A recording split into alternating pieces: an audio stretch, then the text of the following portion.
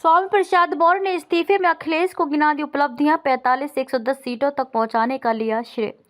उत्तर प्रदेश में राज्यसभा चुनाव के बीच समाजवादी पार्टी में माहौल गर्मा गया है। समाजवादी पार्टी के भीतर बगावत का बिगुल फूंका जाने लगा है। राज्यसभा उम्मीदवारी को लेकर पार्टी के भीतर से आवाज उठने लगी है। समाजवादी पार्टी के राष्ट्रीय महासचिव स्वामी प्रसाद मौर्य ने इस्तीफा दे दिया है। भले ही उन्होंने अपने इस्तीफे का कारण पार्टी के भीतर अपनी बात अलग तरीके से पेश किए जाने को बताया जा रहा है, लेकिन राज्यसभा चुनाव की राजनीति से भी इसे जोड़कर देखा जा रहा है।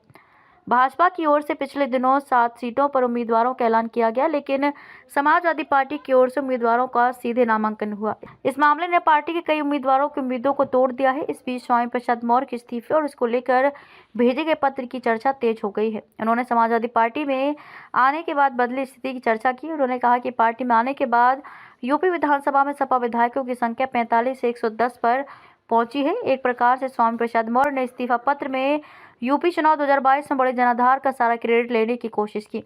यूपी चुनाव से पहले आए थे स्वामी प्रसाद मौर्य ने यूपी चुनाव 2022 से पहले भारतीय जनता पार्टी को अलविदा कहा था। 2017 के विधानसभा चुनाव से पहले स्वामी प्रसाद मौर्य बहुजन समाज पार्टी से भाजपा पहुंचे थे।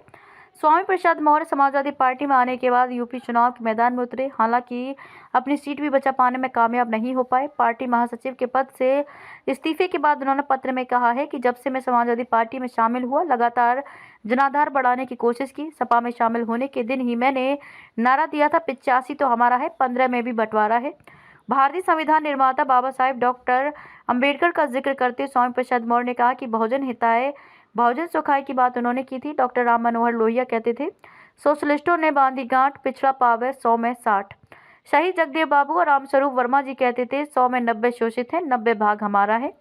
सामाजिक परिवर्तन के महानायक काशीराम का नारा। स्वामी प्रसाद मौर्य ने एक आरोप लगाया कि पार्टी ने हमारे नारे को निष्प्रभावी बनाने की कोई कसर नहीं छोड़ी। विधानसभा चुनाव 2022 में सैकड़ों प्रत्याशियों का पर्चा और सिंबल दाखिल करने के बाद अचानक प्रत्याशियों को बदलने का भी मामला उन्होंने उठाया।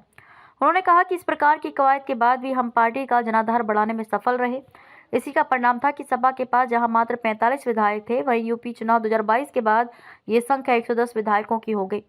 इसके बाद बिना कोई मांग के मुझे विधान परिषद भेजा गया। इसके बाद राष्ट्रीय महासचिव बनाया। इस सम्मान के लिए उन्होंने अखिलेश यादव को धन्यवाद दिया।